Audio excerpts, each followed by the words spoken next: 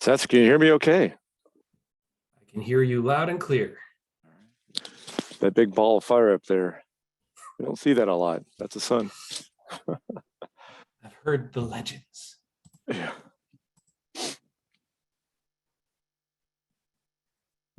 All right. Well, we're waiting for folks to log in.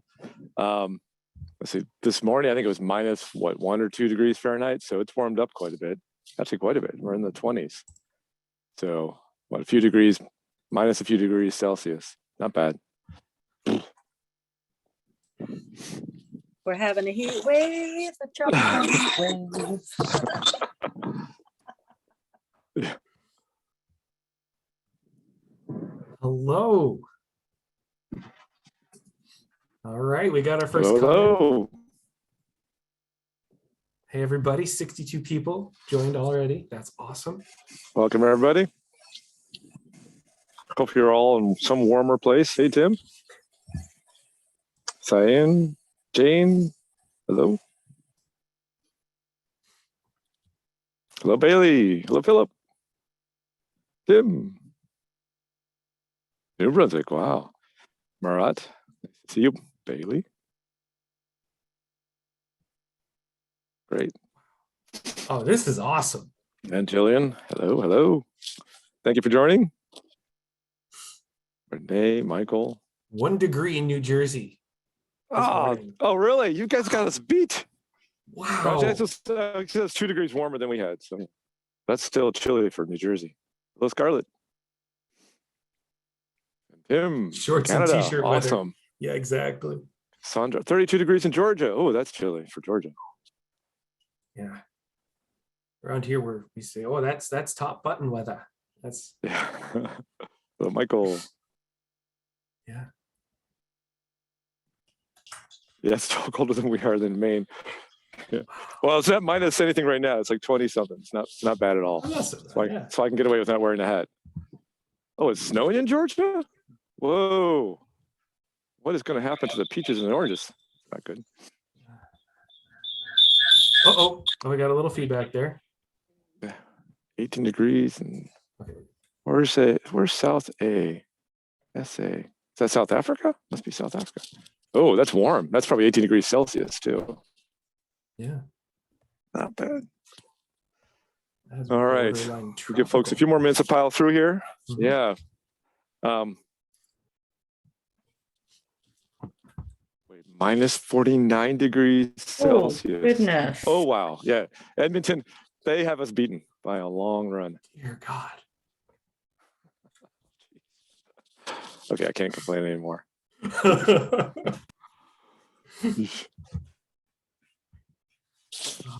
Okay, Bailey, you win.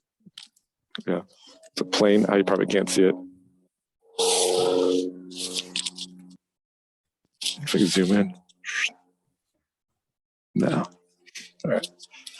13.3. Egypt. Oh, wow.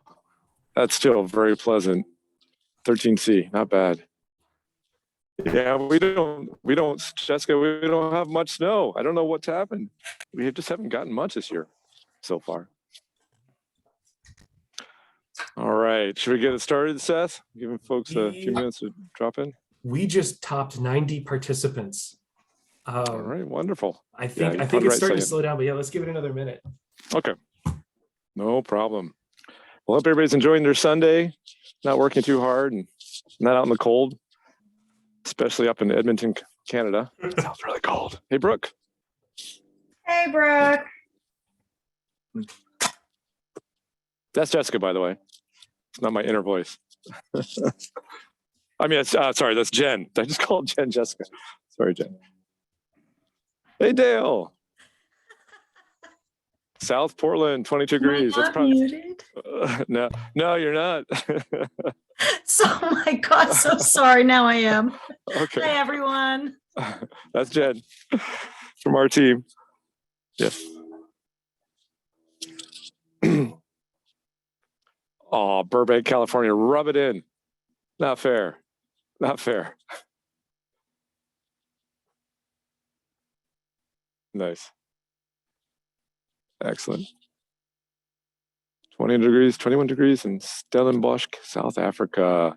Athens, Greece. Oh, this is awesome. We're getting an incredible group of folks from all over the world. This is awesome. All right. Rockford, Maine. What? 100% rain. Oh, it better not be. Hey, Nick. This is great. All right. We're at 98 people. If Okay. 2 of you have a friend you can drag into this thing. We'll get 100. So we'll reach 100. 99. It's crazy. There's snow in Georgia. That's nuts. Luke, hey, man. Luke Sandon's on the line. We'll actually have a short little video with him on it in just a few minutes here.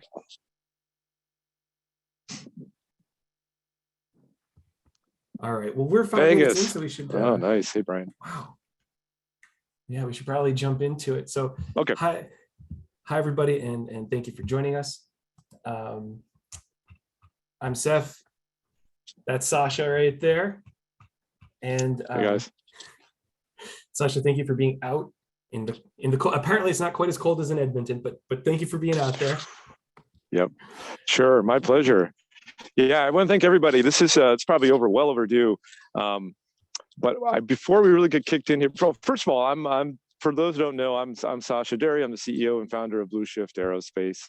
And for those who don't know, bluShift Aerospace, we are the company that is making an Earth-friendly way to access space. And here in just a few weeks, we should be seeing the first full-size Marvel engine test right next to me, using our proprietary green fuel, totally non-toxic, near carbon neutral fuel.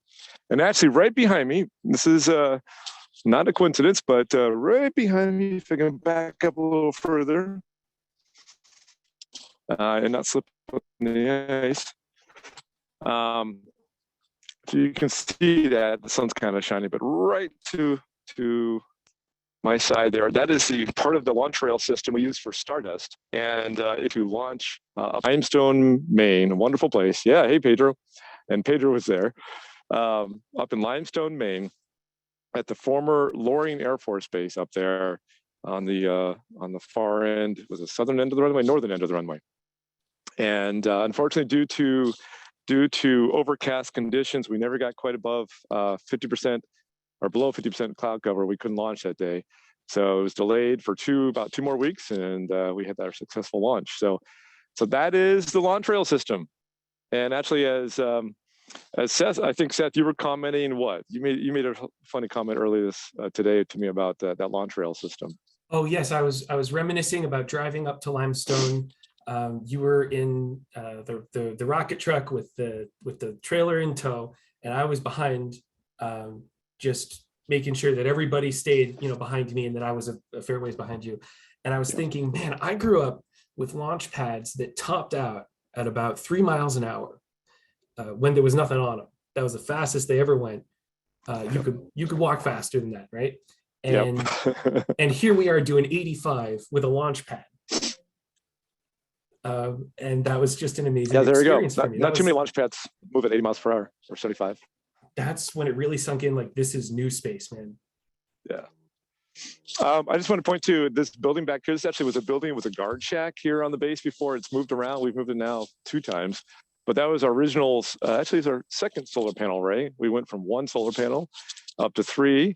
And now we have quite a bit more actually behind that over, let's see if I can point to it. Let's see. Over here is we have a solar trailer system head POW that now powers our test stand and everything we're doing here. But we're still using those 3 panels up there and Schneider power system today, along with the kilovolt batteries in these low temperature conditions. It's pretty cool. So we're trying to do things as renewable and as sustainable as possible. So let's begin the tour. So I saw the launch rail system. We won't be reusing that one. We might be using parts of it. But let me bring you over to the test cell. And in the background, you'll see Gerard. Hey, Gerard. Actually, let me bring it a little tighter here. Not wearing a mask, but Gerard is our. Will you introduce yourself, Gerard? I'm the lead test engineer come from northern Maine. Very- Raised in Maine. Very close to where we launch from, right? Exactly. Yeah. So now, actually, this whole you can't see. I'm going to zoom way out by walking way out, and I'll come back. We'll come back to Gerard in just a second here. But I'm gonna just kind of give you guys a sort of a panoramic view of what's going on here. So where we just came from is the test cell. Sasha, I'm just gonna cut in real quick. We're getting a little bit of lag, so if you could just move the camera a little bit slower, though. Yeah. Sure. Thanks. Yeah. So you can see. I apologize for the lighting here. Cover up the sun. Let's see if I can get the sun's so low. Come on, sun. Just there you go. Well, anyways. Test cell there, we store oxidizers in these rooms, and then we have our sort of a tool shop and other things back there. Over here we have the wall, which is, in case anything unexpected comes out the fiery bit, we have something to absorb that. But Gerard is the one who spent a lot of time modeling this, and I just want to give him an opportunity to go over all the considerations he had to go through to design the full concrete test stand here. So we're back with Gerard. You talked about like kind of the things you worked on, what you had to take into consideration here with the concrete test stand that we built. Yep. Well, we knew that we wanted to have something that was robust, reliable. So we're using high factors of safety for every component that needs it, and then our other goal is just to collect data like no other. We want a lot of load cell data. Of course, there's the main thrust load, but then there's also some lateral loads that we'll be looking at and tracking kind of how what our mass flow rate is, and then trying to compare all those variables, look at them all together, and see what that means for our engine performance. And you had to you guys actually behind this wall is more concrete blocks to withstand the possible safety factor of thrust or otherwise, right? The term we use is the belt and suspenders support. So we have our main steel structure that's holding the test engine. Then we also have a boatload of concrete, not just this wall, but behind this wall, that's also supporting in order to be able to receive that main thrust load. Yeah. Can you tell people a little bit what you see, what we're seeing right here? So we recently installed We're losing Gerard, but when I first saw, oh sorry. Collar, and this is kind of just what the rocket engine will be pushing against. And we. Whoops. Oh, hold on a second. Can you hear us now? We might be too much in the concrete. I've lost it. All right. Yeah, I think you're too far in the concrete. Sorry it was about a good. If the video had to freeze, it was a very good shot for it to freeze on. We got a good view of the collar. But yeah, Gerard, can you walk us through what its purpose is? He's asking if you can walk through the purpose of the collar there. Yeah. Okay, yeah, so that just receives the main thrust load of the rocket engine. And on the other side of the collar, in between the support and the collar, there's a load cell. We have to use a 50,000 pound load cell, which is just a huge piece of metal to receive the thrust load. And that's because we're expecting around 15 to 20,000 pounds. But to get a good resolution and to take care of any unexpected things, then we go to around a 50,000 pound load cell. Very cool. All right, So thank you, Gerard. Yeah. That load cell, the way I like to describe it to people is like when you were a kid running around the produce section of the grocery store, right? And there were those scales for how many pounds of onions you're buying or whatever. And sometimes when you're a kid, maybe you would push up on it and be like, hey, look, I'm buying, negative celery or whatever, right? That's basically what's going on in these load cells. It's a much more expensive, much more refined version of that, right? Right. Yeah. Yep. Exactly. Yeah. It's what happens is when you apply a load, you deform a piece of metal. Then you look at the strain in that metal, and from that you can back out a load. Right. Well, there are some other interesting forms of data collection here. All the sensors, which there's a brief video that we'll go into depth later on. But I noticed that some of these bricks are painted black. Is that for data collection as well? Right. Yeah, we're gonna have a number of cameras set up, and what we found from previous tests is that it's not just it's not just a temperature data and a load data that you're looking for. A lot of times when you want to see how it's performing, you need audio and visual data. So we'll be setting up a number of cameras and focusing on kind of right after the nozzle, what's going on with the plume, as well as further on down the line, what's going on with the plume. And that kind of tells us how the engine is performing. And the black walls help us see that even better. Thanks, Jordan. Yeah. Hey, Sasha, for folks, some folks might not be too familiar with bluShift. We're testing here a hybrid. Thank you, George. engine. Yes. Can you walk us through what that is? Sure. A hybrid engine, for those who don't know, is it's where the fuel, everybody's familiar with liquid rocket engines, think Saturn V, solid rocket motors, think of, the boosters on the shuttle or your Estes rocket, right? So hybrid rockets are simply where the fuel is a solid, it's inside the combustion chamber, and the oxidizer is a liquid. Technically, you can have it the other way around too, but almost everybody does it that way. So there's some really nifty features to hybrid rockets. One is they tend to be just inherently a lot safer. Shout out for Estes. And they're much safer. It's very hard. Almost always the fuel is not explosive, and in our case, it's not only not explosive, it's completely non-toxic. And you typically have half the plumbing. You don't have to deal with the plumbing of your fuel, since your fuel is encasing your combustion chamber. So it really simplifies the testing, manufacturing, production of the rockets. But they tend to be sort of the underdog of the rocket world. They tend to be better performing than the solid rockets and lower performing than liquid fuel rockets. Our belief is we can actually get pretty close to some of the liquid fuel rockets in terms of performance, but we're not shooting for creating.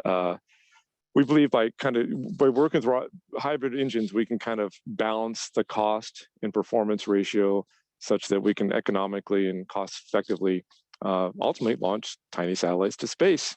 And do it in just do it in a very small payload size, around 100 kilograms. That's probably a little more than you wanted to say.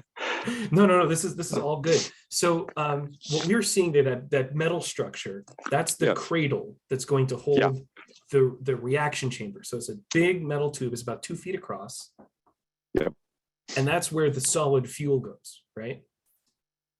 And yep. So what you're seeing here is the combustion chamber, and the fuel will be inside there. That whole thing weighs, I think it was like over 4,000 pounds. Is what that weighs, or that is in kilograms. Sorry. And for everybody who's not in the U.S. And then the oxidizer is actually contained in this room here. A climate controlled room with we have a special system here, as you can tell. So, can you get us a little closer there? I can't a little zoom here. Yet. Yeah. This is sort of an internal joke. Maybe some of you guys will figure it out. I'm not gonna reveal there. Not that it's really a secret, but it's a little inside joke for everybody to ponder what's going on there. So the oxidizer will be pumped in. Well, actually, not pumped in. It'll be pushed through into the combustion chamber, and our initial test here in a few weeks will be just a few seconds long. I think 5 or 10 seconds long. It's an outhouse.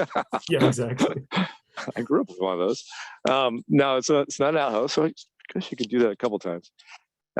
And then we're going to work up to doing engine tests that are burn for over. I think it's over 80 seconds long. That'll be our full burn time. And we're looking to do on the order of 12 to 24 tests. One thing I really wanted to say too is that this would not be possible without, I'm going to sound like public radio or something like that, without the funding support of, first of all, MTI, Maine Technology Institute, but especially our crowd equity funding folks. Hopefully many of those are on the call right today. We've been running a crowd equity funding campaign. We restarted back in November, and we're shooting for raising a full $1 million this year. And this year. Actually, the next couple of weeks, we're shooting to raise the full $1 million. And when we hit the $1 million mark, we actually will kick off an additional $100,000 of funding from MTI that's non-dilutive funding. So again, if you haven't already, please consider becoming a future investor in bluShift by joining our crowd equity funding campaign. Thank you, Seth, for posting that link. And we're very excited. I think we have now over 1,000 investors of all ilks from all over the world.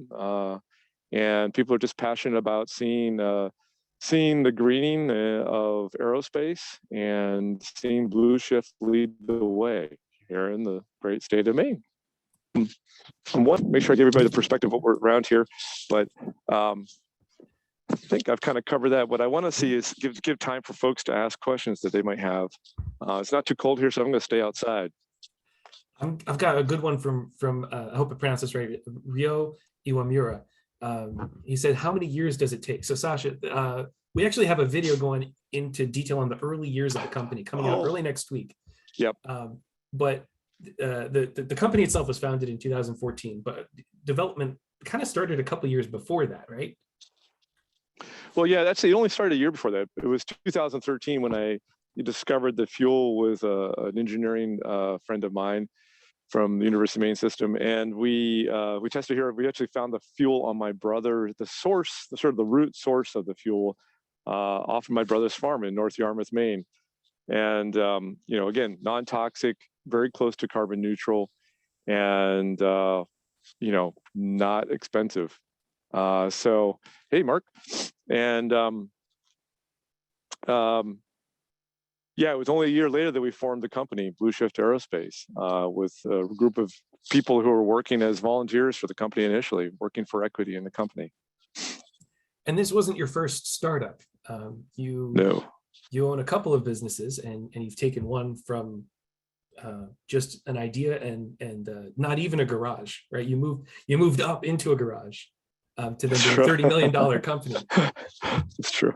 Yeah. So my first successful baby is Alti Store, renewable energy distribution retail company. Been around since 1999. Originally based out of Massachusetts. I grew up here in Maine, but lived in Massachusetts for a number of years. And the company is growing strong and continues to do so today.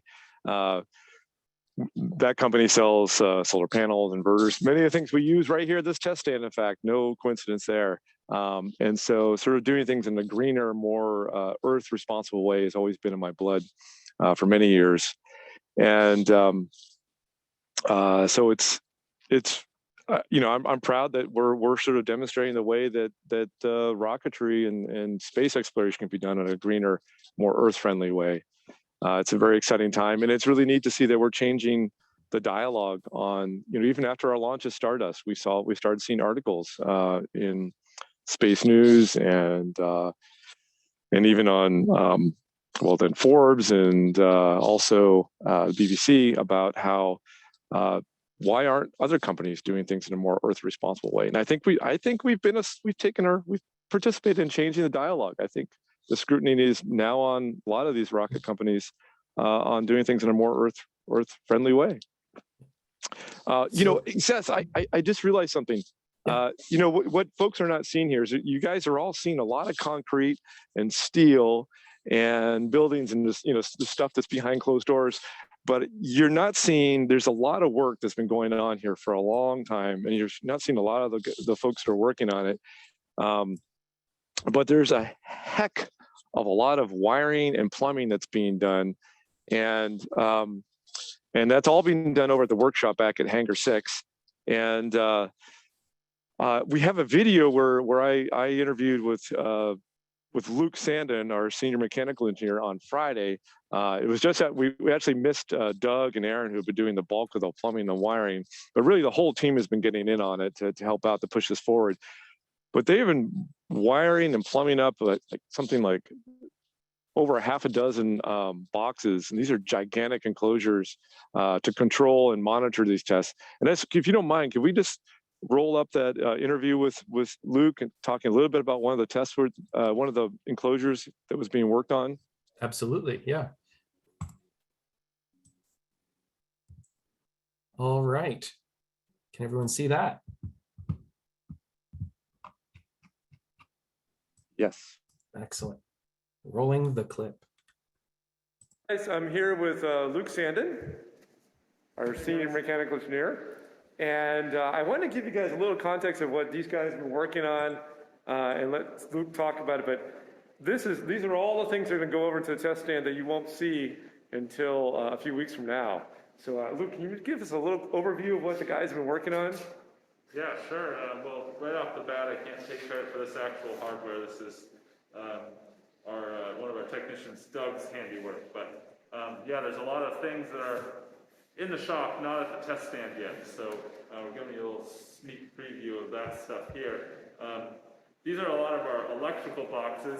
There's 8 of these enclosures just packed full of terminal blocks and wiring and connections that all help us collect data from the engine and also control it and make sure it can shut down and start up properly and be safe, and so we can get all the data to get as much learning from every engine test as we can. So this is just one of 8, like I said, and this particular one has the actual computer that collects all the data, and you can see all the connectors on the side that are going to come from all of our sensors. We have dozens and dozens of all sorts of different sensors, pressure sensors, temperature sensors, and load cells for measuring thrust and the weight of tanks, and as well as actuators like valves. So we tell a valve to open or shut in these boxes and enable us to do that. So this is one of the big components that's not out of the stand yet, but is being built in the shop, and we'll test it in here, hook it up with cables, make sure it's working, and then we'll bring it all out, hopefully in the next couple of weeks. Very cool. Immense amount of work. Thank you, Luke. Yeah. Wish we could have snagged the other team members, but I didn't snag them until it was the end of the week. Thank you, guys. See you soon. All right. Always a tough talking with a mask and having glasses. You think 2 years into code, I somehow have that figured out. Yeah. But I also want to say that the guys are working really hard on getting this all up and rolling. And this is actually our 5th test stand, believe it or not. We have spun up numerous ones. We've had one kind of come down where all the wiring melted and caught on fire. It was a minor thing, but this is by far our largest and most professionally done test stand. The guys have really taken this up a notch, and of course, the thrust levels on this engine are 10 times as powerful as what was on Stardust. So it's going to be really exciting to see what comes out of this. It's going to be one of the larger commercial hybrid rocket engines you'll see out there being used. And, not the largest, but one of the larger ones.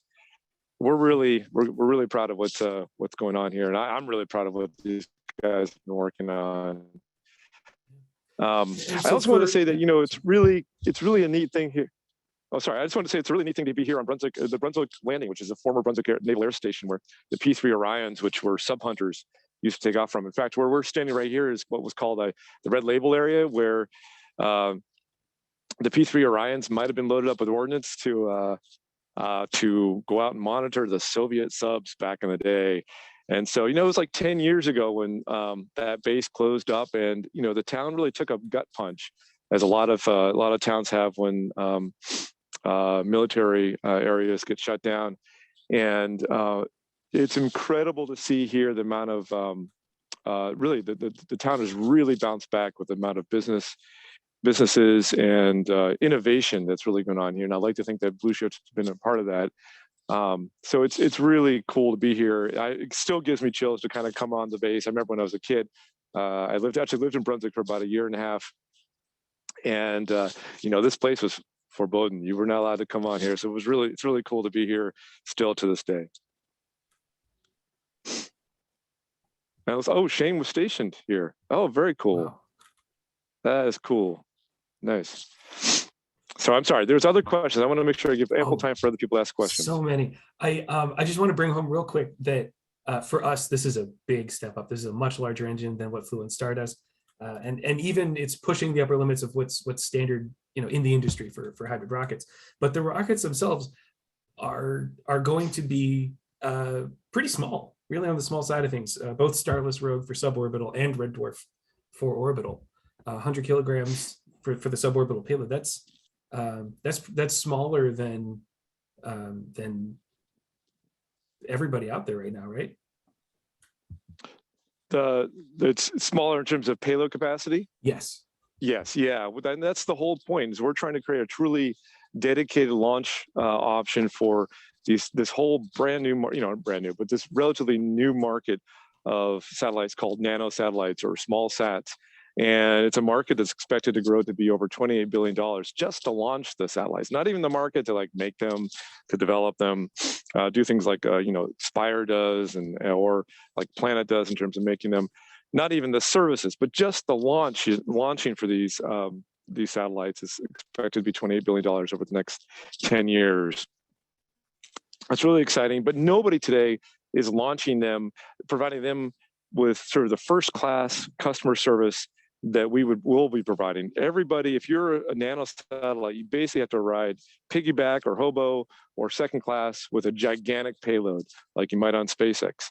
Now the costs are quite a bit less, but nobody's going to be able, there's no company out there today that's going to be able to provide them with just sort of dedicated service where you as a Cubesat customer it's basically your payload and your payload alone. You might have one or two other people or customer payloads coming along.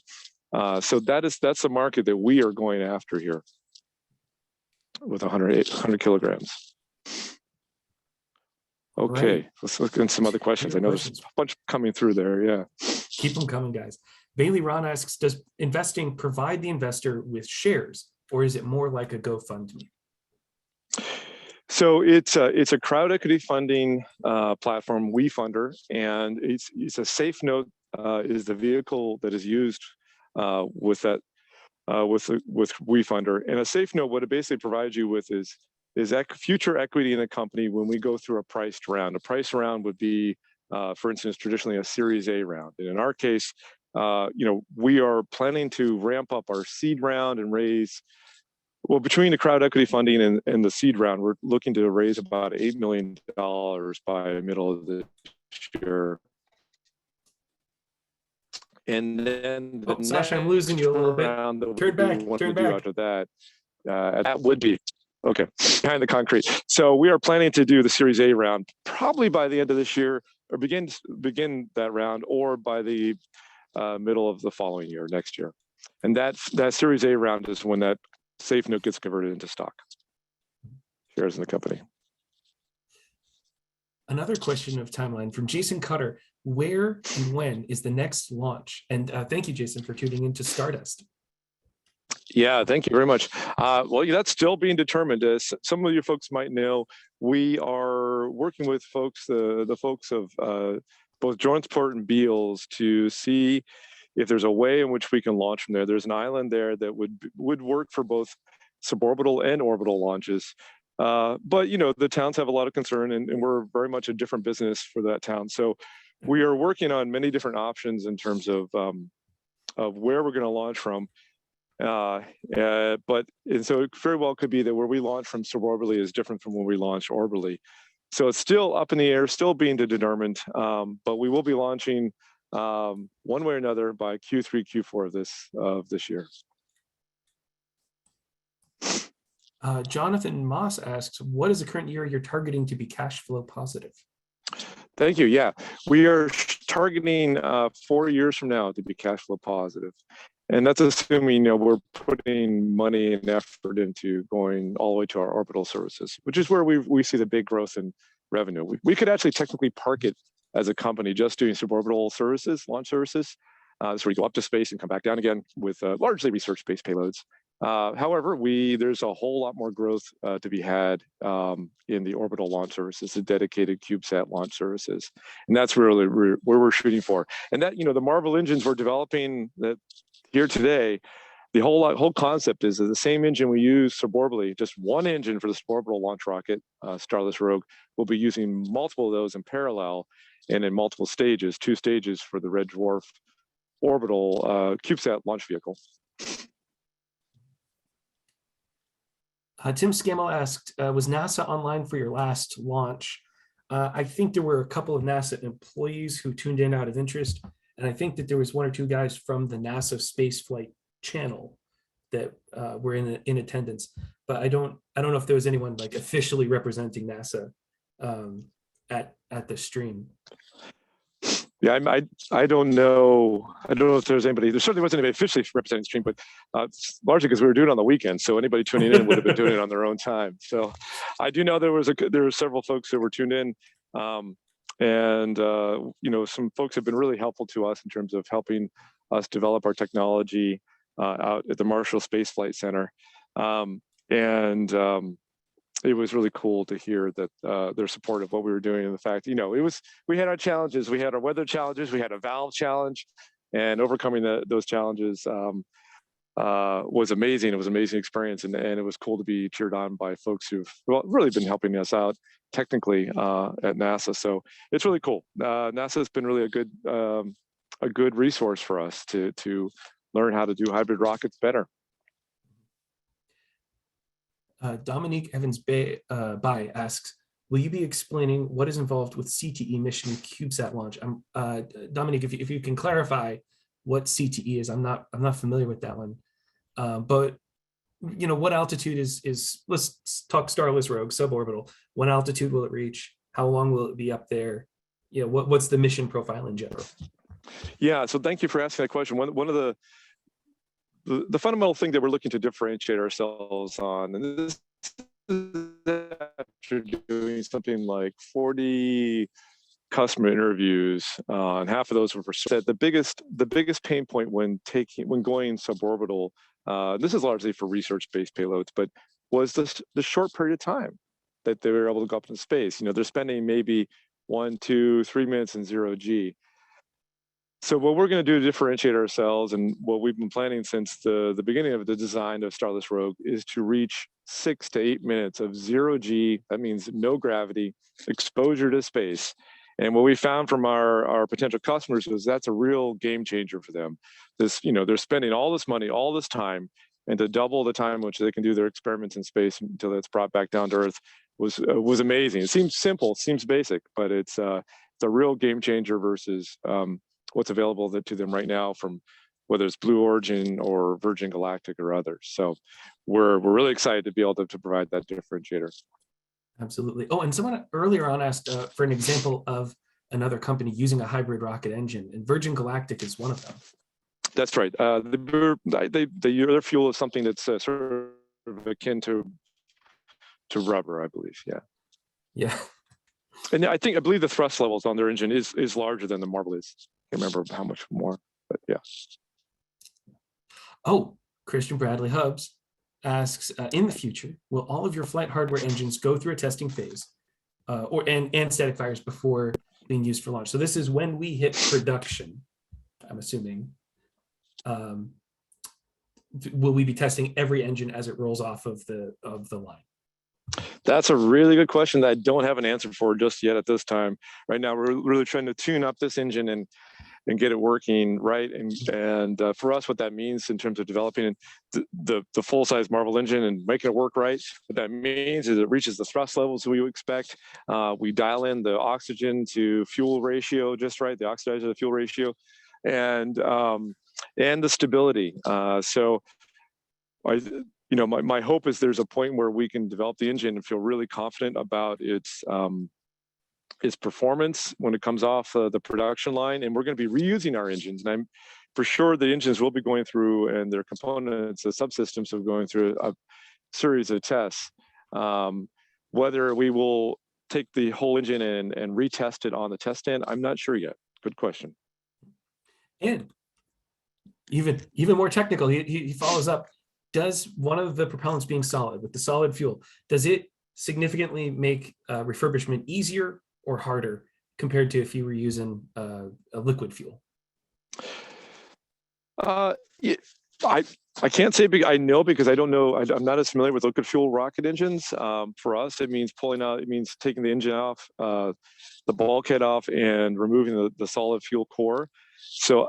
Well, it's certainly heavy and awkward. It's not logistically too difficult for us to pull it off. So I'm I'm not sure if one's more difficult than the other. And it probably helps that we're dealing with a pressure fed system and there's no turbo pumps. Yeah, that certainly has helped, besides lowering the costs, it really lowers the complexity for our engines as well. Yeah, and it really is something to see preparing for a new test. It's really just the old fuel core comes out, the new one goes, well, it's not by hand anymore. Now there's a crane. Now, actually, there's going to be 2 cranes in parallel there. Yep. But yeah, it's a pretty straightforward process. Yeah. Okay. Ooh, I don't know to what extent we can answer this one. This is going from Addison. Sorry, last name got cut off there. Addison, can you share any information on your software and DCS architecture? So we're using some National Instruments data collection system, and we are working with an outside around it, some customized hardware and software around that. Which is, it's really an extension of what we did for Stardust in the last version of Marvel, the sort of the prototype version. I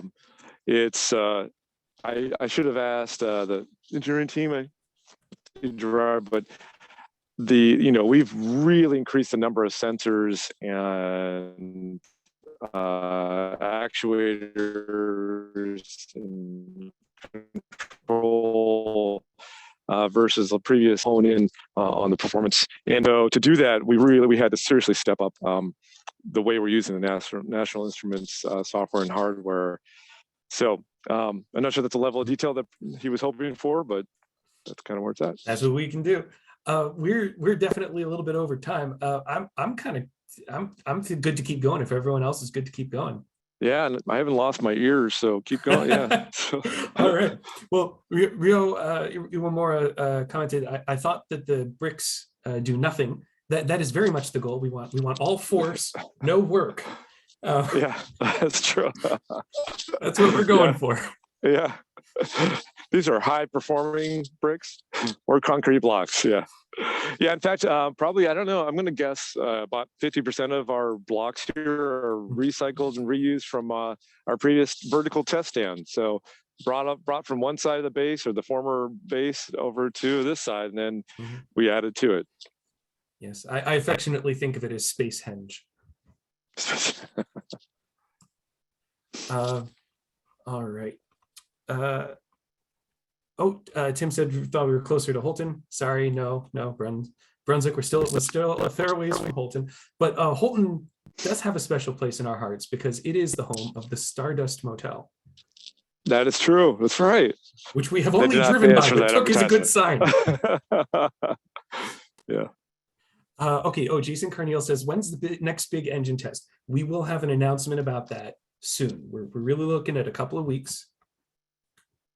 And we will tell you. Basically, the plan is once we have high confidence that we are 14 days out from a test, that's when we announce. Yep. Yeah, it's been tough. It sort of mimics what we did with Stardust, where we originally planned to launch Stardust in the fall in October, and we ultimately ended up launching on January 31st. And here we are. We were originally planning to do this engine test in October, and here we are in January. And there is actually a decent chance we might do it on January 31st. We'll see. We'll see what happens here. But we'll let folks know. We're excited. We've got a couple of questions that I would composite together as roughly, where was the last launch? And that was Loring Commerce Center. So we talk a little bit about the Commerce Center and the Air Force Base that was there, and why we probably are not going back for future flights, at least as a launch site. Yeah, so Loring, first of all, the folks up in Loring and Limestone, Maine were awesome. They were wonderful, really supportive of what we're doing. And the area up there is, they've got incredible facilities up there. We were able, we restored the launch rail and Stardust itself inside the same place. It was, what was the place called? The Hot Shot hangar where the F-15s, sorry, I should know which ones, were parked in case, there was a Russian incursion, they could just jettison off and confront that. But it's an incredible place. really supportive, looking for new business, just like Brunswick Naval Air Station, all these facilities, all this infrastructure, really appropriate for big and small companies alike, and innovative startups like bluShift. So we enjoyed working with them, and ultimately even in the dead of winter. We really had to stay underneath 1 mile of altitude because of the possible places we could come down. So even though it's not very populated up there, it was populated enough that we really couldn't go beyond a mile up because of what's referred to as dispersion characteristics, where we might possibly land planned or unplanned. So that said, that's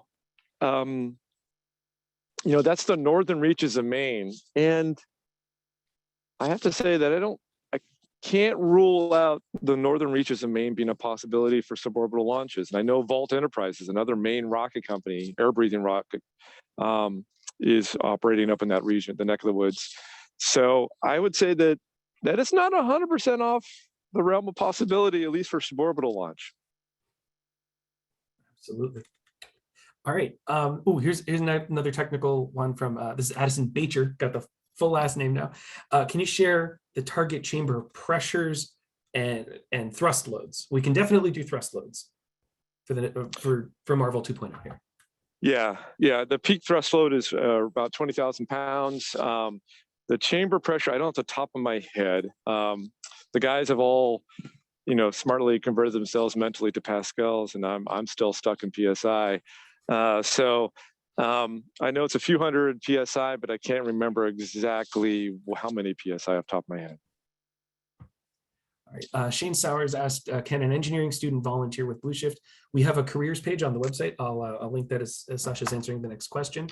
And then once we've got your information on file, that'll help us, when it comes time for another round of considering applications. But hey, don't be a stranger. Reach out, shoot me an email on the contact page on the website. I'll link that too, and we can just kind of stay in touch. Dominique Evans. Oh yes. CTE is career technical education. Okay, thank you for setting me straight on that. And yes, it would be particularly for suborbital. There might be people that are primarily doing the mission as a way to develop skills, as opposed to being pure academic research. But yeah, I hope that answers the question. All right. Sorry, just scrolling on down here. Sasha, can you comment on extreme weather and how it affects engine performance, particularly cold weather? Yeah, and today, again, we have folks from Edmonton, Canada, so nothing to complain about here. Yeah, so we're really, we really tested the low temperature side of things when we launched Stardust. I remember the morning we woke up for launching Stardust, it was minus 14 degrees Fahrenheit. And, we had our, like I mentioned, we had the launch trailer and the rocket parked in a hangar that was definitely unheated. And it cycled through, probably went up to the 20s down to minus 14 degrees at least. So no ill effects came from that. We certainly had an issue with weather in terms of, for that particular launch, cloud cover. Cloud cover can certainly interfere with a rocket launch, but the cold temperatures did not. So it's a pain. It's not fun, but the guys literally, everybody, the team weathered through it, the whole team. Yeah. Stardust was just at launch readiness basically for 2 weeks in those conditions, no problem. Yep. And so someone after the first test, which this is the 1 year anniversary of, right? That's right. Yeah. 2 weeks from now. Oh, the very first test, right? The failed test. Yeah. Where we, because of whether we had I shouldn't say test. I should say not launch test, but attempts. launch. Yeah. Launch attempts. Thank you. But yeah, we got this lovely email from a gentleman who I believe later invested, and he said, "Oh, don't worry. I know it's frustrating to scrub, but I've been at a launch where my payload was going to launch, and they had to scrub the launch 14 times for that rocket, which made me feel better and worse at the same time."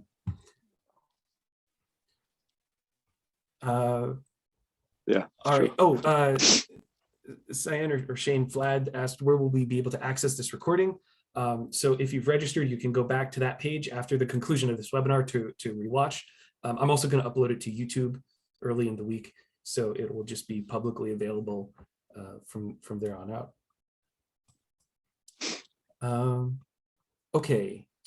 There was a good question here about, oh yeah, okay, Philip Rue said, how much control do you have over shutdown with the hybrid engine? And the power phrase here is fail to safe. Yes, yeah, exactly. Yeah, so that was something we designed in Stardust too, that it really has to be an active on condition for it to be functioning. And that'll be true for the going forward. There will be a flight termination system on board Stardust, and there may be an automatic flight termination system on board our red dwarf vehicle when we get to that point. So the beauty of the hybrid rocket engines, and this is not just our hybrid rocket engine, but I would say others too, is that the moment you shut down the oxidizer, and even if the oxidizer canister was to open up, it just doesn't explode. Like the fuel and the oxidizer is not combined to explode. The fuel being a solid is unlike a solid rocket booster, but it's like wood blowing up. Wood does not blow up, or not easily. And the same thing is true for our fuel. It's very difficult for it to well, it has 0 TNT value, and the same thing for our oxidizer. So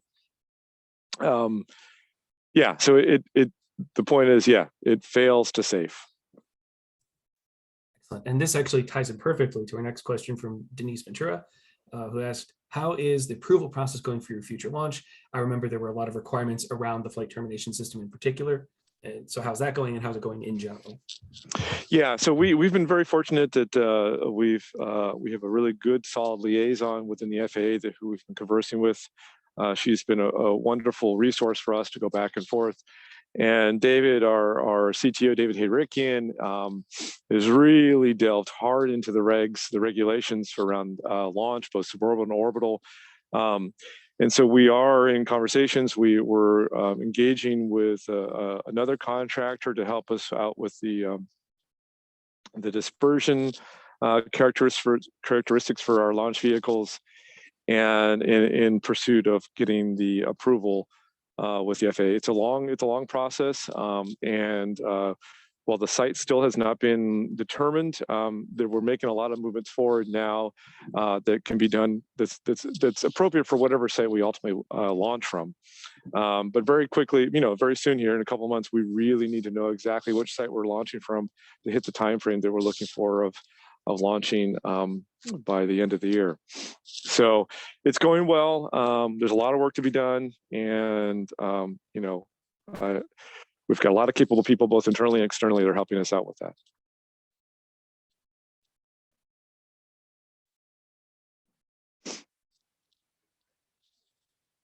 Did I lose you, Seth?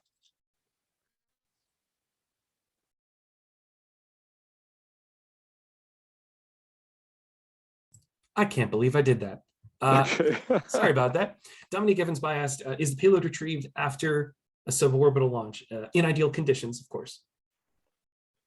I'm sorry, can you repeat that question? Sorry. Yeah, is the payload retrieved after a suborbital launch? Yes, entirely. That's the idea, is to retrieve it and bring it back as quickly as possible to our suborbital customers. Well, some of them won't need it back. The intention is to always bring it back to our customers.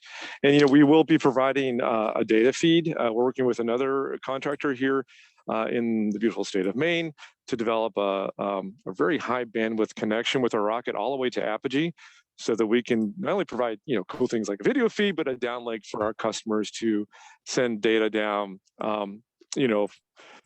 instantaneous data, but also to, just in case the payload perishes, they will at least have their data in their hands before it does so. And Bailey put in will the Plume affect the data feed? It certainly will. That's why it's really important for us to have, we will have 3 downlink stations downrange from the launch point, so that we can we can be communicating with the rocket, not directly behind the plume. So very good question. I just saw that pop up. Yeah. Sasha, just behind you here, in basically a straight line, we've got the viewing area. The high level investors can be out there and watch these engine tests. Yeah, let's see that white dot over there. Let's see. Is that, am I pointing to it on the? Yep. Yep. Just about there. Yeah. That's where raw sewers oh God, used to get put in there and fermented to convert it into to electricity. But now I think they're using it for other purposes. Yeah. I've toured the viewing area several times. It smells like grass. It's fine. It's really, it's fine. You wouldn't even know. Okay. Brian Harlan asked, is there somewhere we can see non-confidential vehicle and engine specs? Yes, I am now linking in the section of our website that deals with the rockets. You can see the breakdown on the 3 different rockets. Stardust has the most detail because its design is finalized, of course.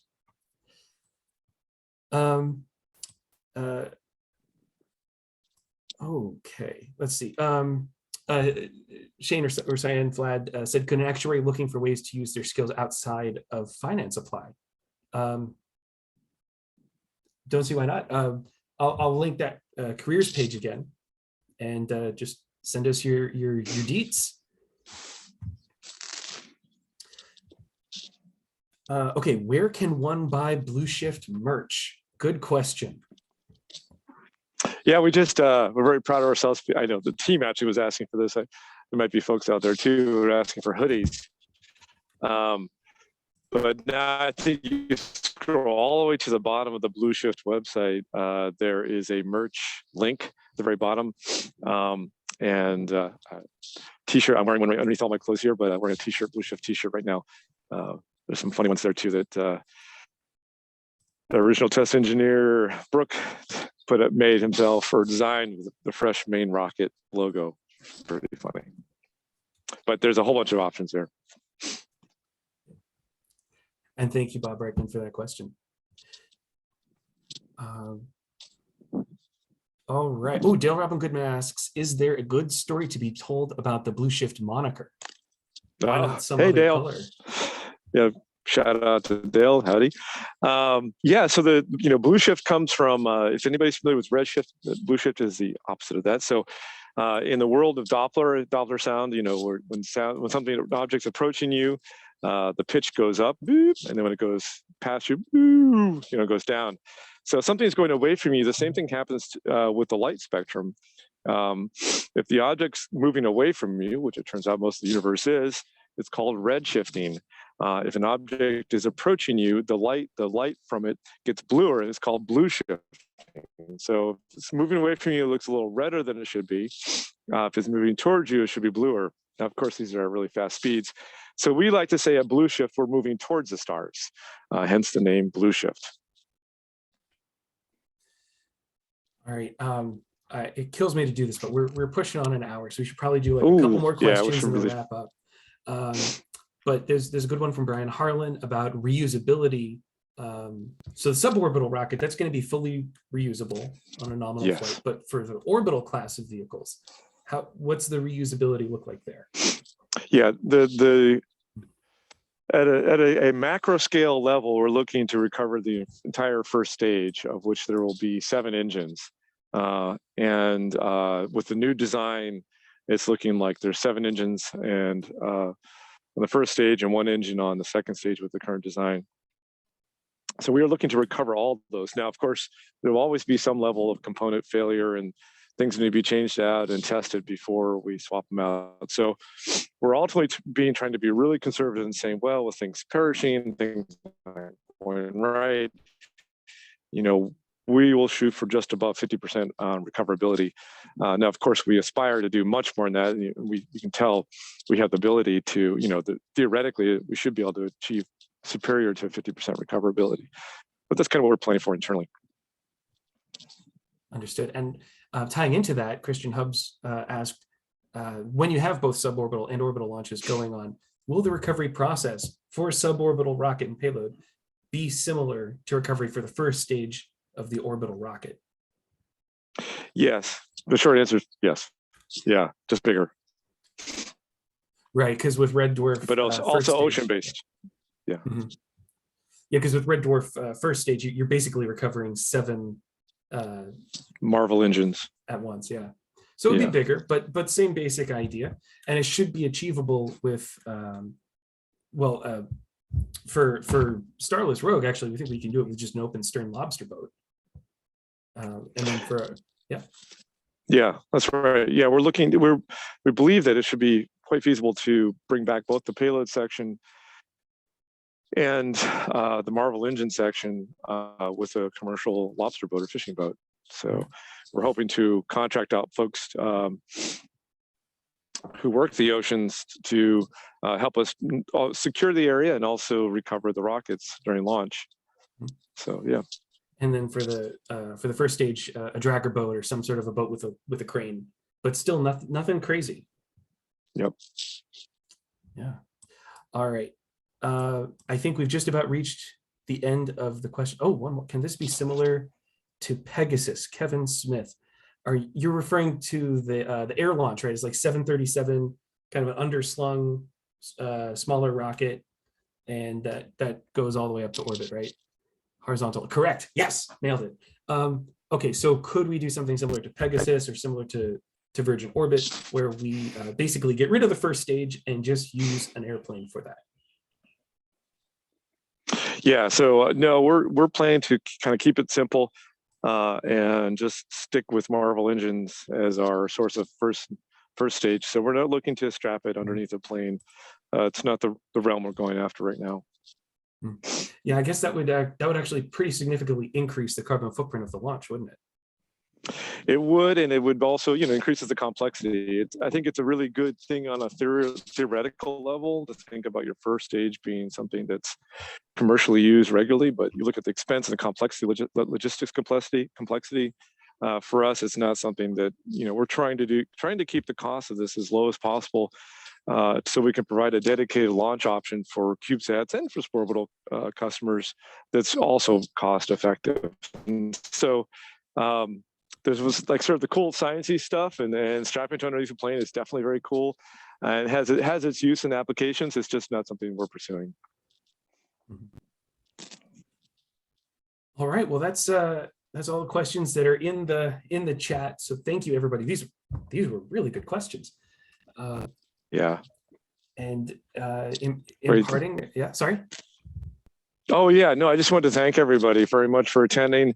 And bearing with us. Well, I guess you don't have to bear with the cold, but joining us here and seeing what we're doing. And again, a big shout out of appreciation to our investors on WeFunder and to MTI and others, and the future folks who are interested in investing in bluShift. What you see here today and what you will see in upcoming weeks as we push to a test wouldn't be possible without you guys. So thank you all very, very, very much, and keep the questions coming. We look forward to future webinars with you guys. Absolutely. And we are in the race to 1 million. We want to see if we can cross that threshold by the anniversary of Stardust launch. And get that bonus $100,000 for reaching 1 million from MTI. So thank you. Take care, everybody. Have a wonderful day and stay warm.